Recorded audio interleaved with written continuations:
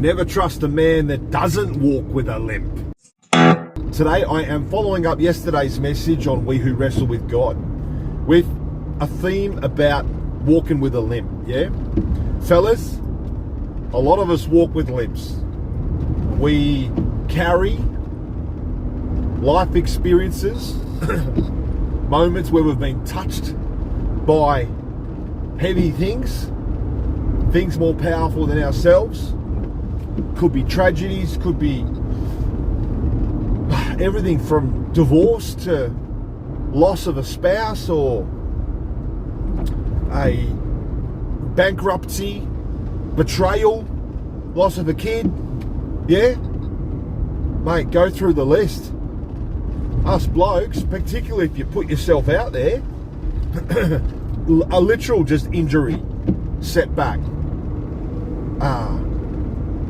Yeah, a lot of us, mate, when we put ourselves out there, we put ourselves out in the risk of consequences. And if you don't, just live your life just playing it safe, then you risk being touched by life and getting dislocated and walking with a limp. But you know what? It takes me back to when I was in university and I transferred from my exercise science degree and was going to do physio but couldn't get in because they looked at my results, my transcript of results, and I got a D in dance and a D for gymnastics, and that disqualified me. And I'll share that in another video of how ridiculous that was. But anyway, I went from doing a physio degree, to doing a grad dip ed and then becoming a teacher for 25 plus years. But boy, this cat, my goodness, I was the shyest little teacher on teacher rounds, prac teacher, substitute. I was the shyest little, I wasn't no Mr. Garvey, Timothy, Balake. I was no gung-ho emergency teacher. I was a shy little boy, shy little boy.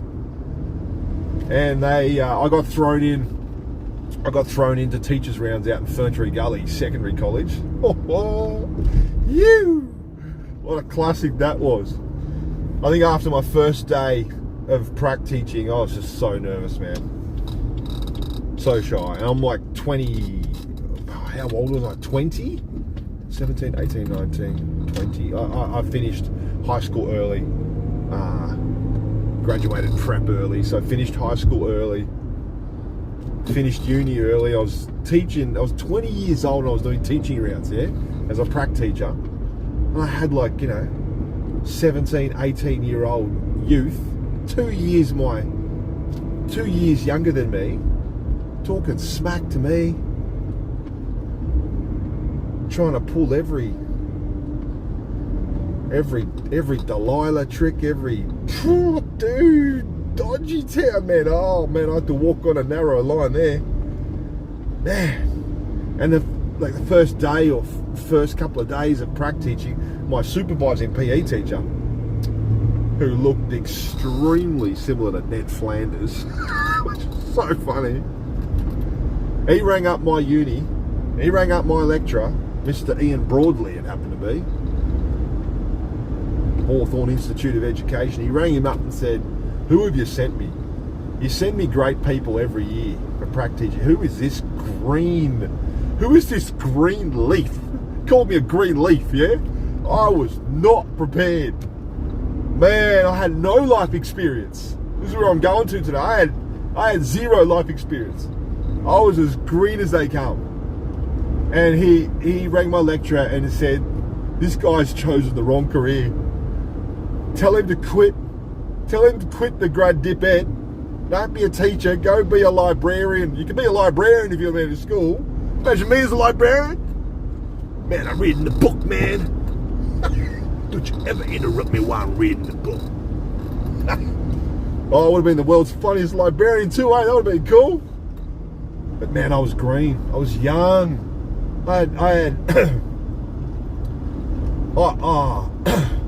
wasn't cut out for it.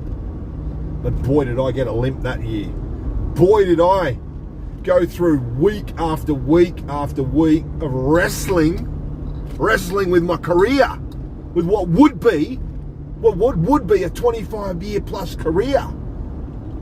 Make me the man I am today. Make me the man I was from the age of 21 when I graduated.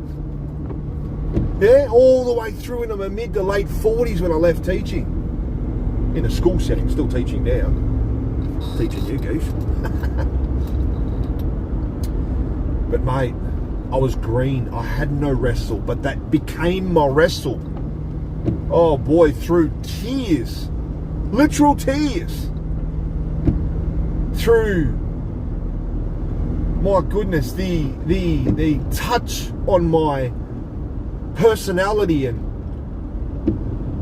you know, being able to be pushed from introvert to extrovert, to be able to be a PE teacher, to be able to get out there and mix it amongst, you know, knucklehead middle schoolers and late high schoolers. They're trying everything to trip you up. They're trying everything to derail you before you even get started.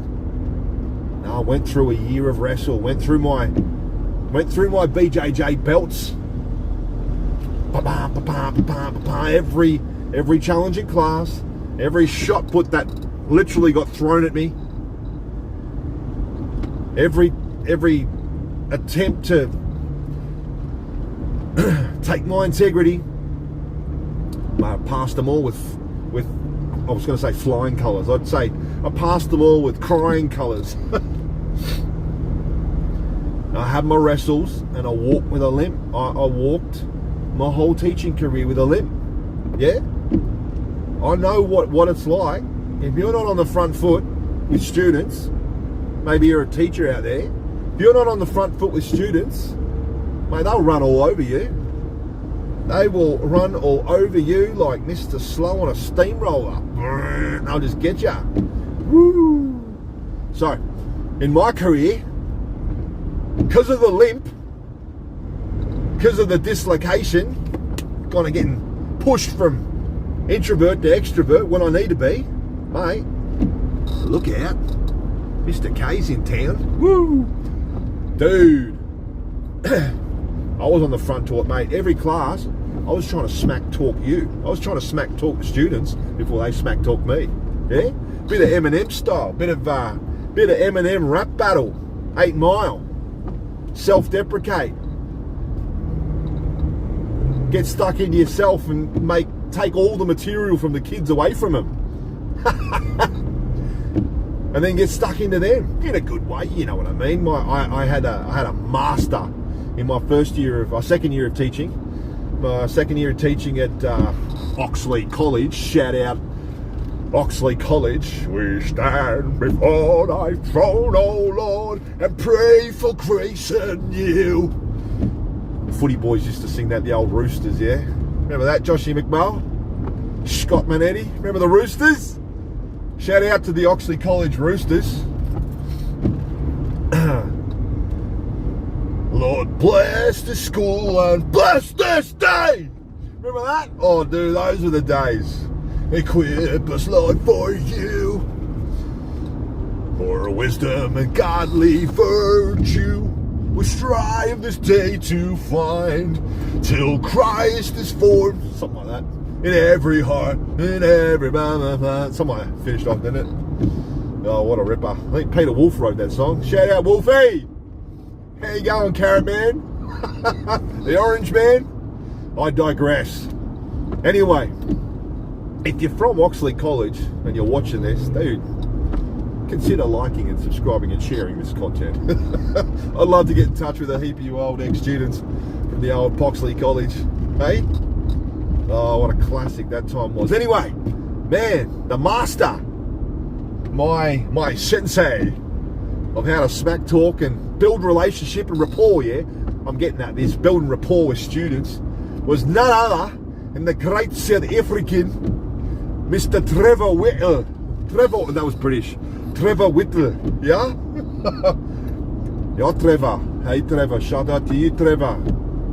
Huh? My man. That was my Denzel, man. That was my Denzel. That was training day. Sitting in the staff room with Dr. Whittle, the doctor of smack talk.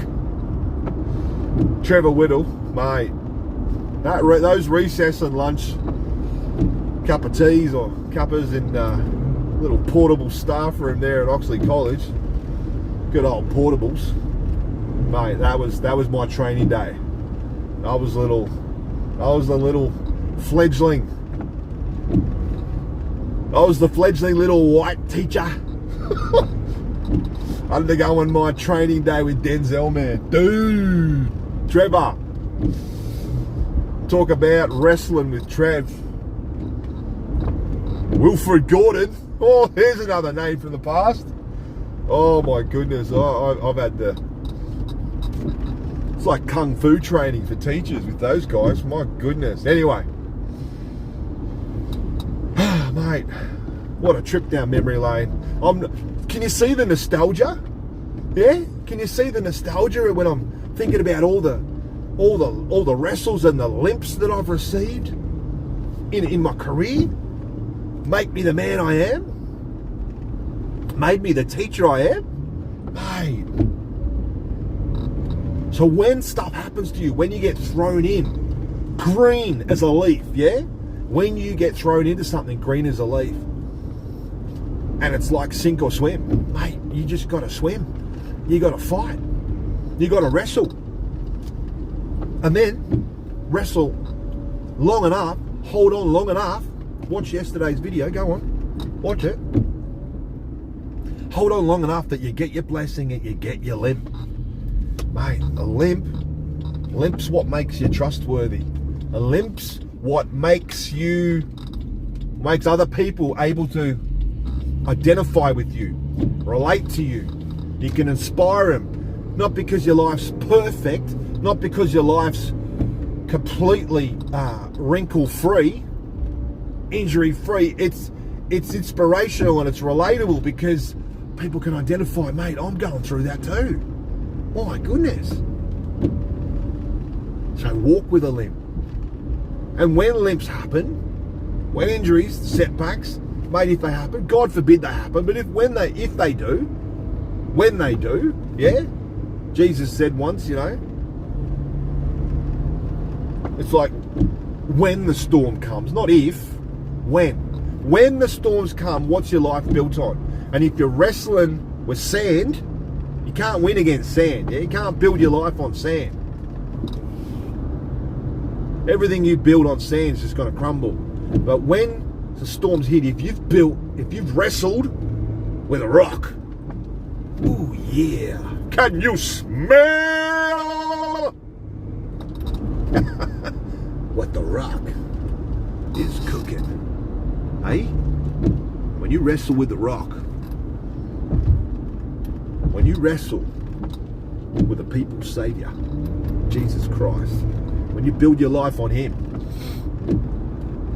when the storms hit, when the limp comes, when the moments of life touch, which aren't always pleasant, what you've built, what you do build, who you're becoming, the sculpting that takes place, that will stand. And you'll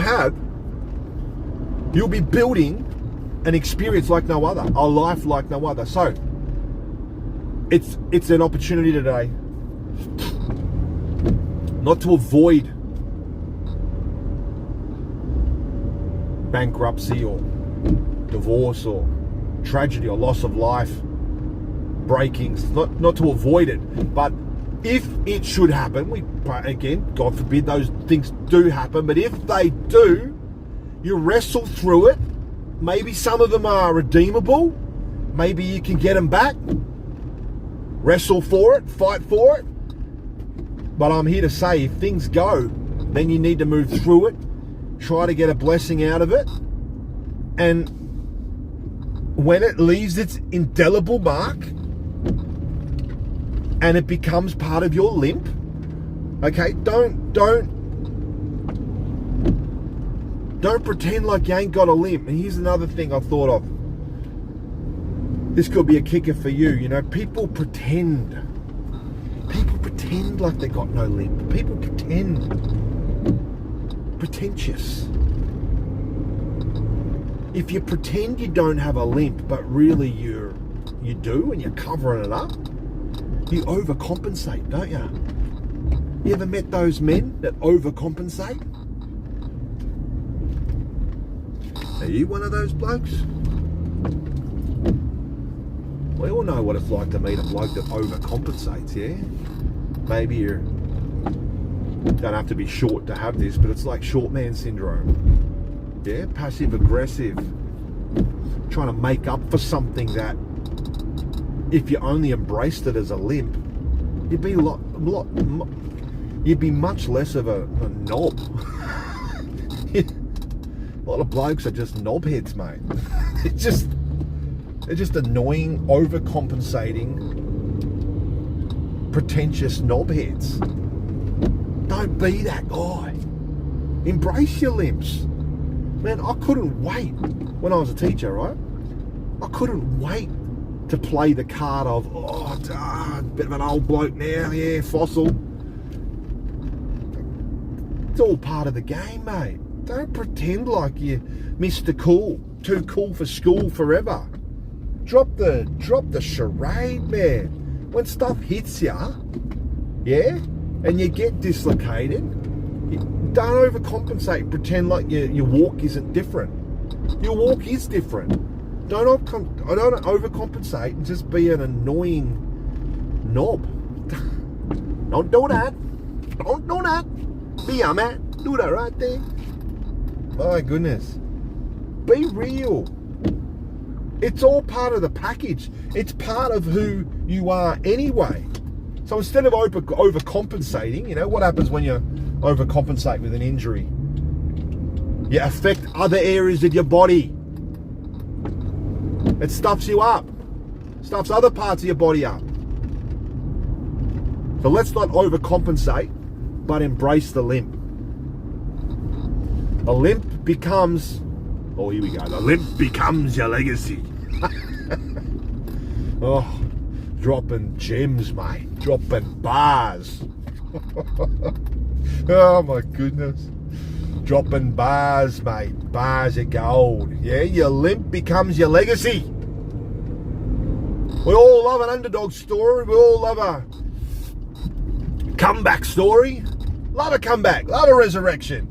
Yeah? We love a part B. A side B. Stop trying to be side A all the time. You got to flip that LP record over and get a side B to you.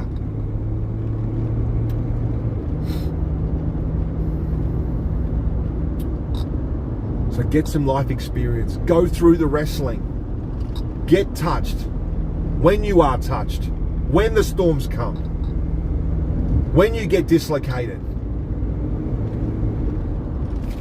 Don't overcompensate and pretend like nothing's happened.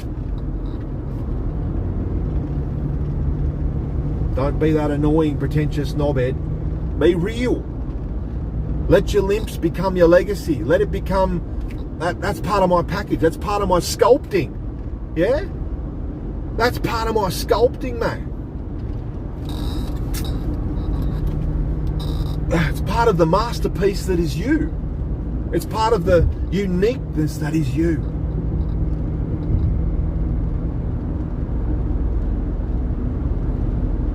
Walk with a limp. You're more trustworthy. If you're looking up to someone right now and they just pretend like they come across as just all Bugattis and all babes and all bling, and they don't share, they don't have a vulnerability, they don't have they don't have an obvious weakness, or they don't, you know, they're just portraying a pretentious life. Man, I don't know if I trust that. I don't know if I trust them. I want to see the B-side. I want to see the underbelly. Yeah? I want to see, where's your limp? What are you going through? Scars, mate. Scars. We might have a chat in the next episode about scars. Oh, a heap of scars. Literal scars on here and here. My goodness me. Stories to tell. So I'm here to encourage you blokes today. I'm going to wrap this up.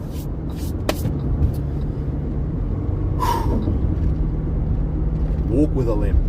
When you get your limp, let it form your legacy. Celebrate it, yeah? Paul said that, mate. I'd rather boast about my weaknesses. Boast about your weaknesses so that you leave room for the power of Christ to rest on you. Forget your power. Boast in your weaknesses. Yo, here's my package. Here's my 8 mile. Here's my final rap battle where I give the enemy, I give my detractors, I give my opponents, I give my competition nothing left to say about me because I've said it all. Mic drop. Boom. Game over.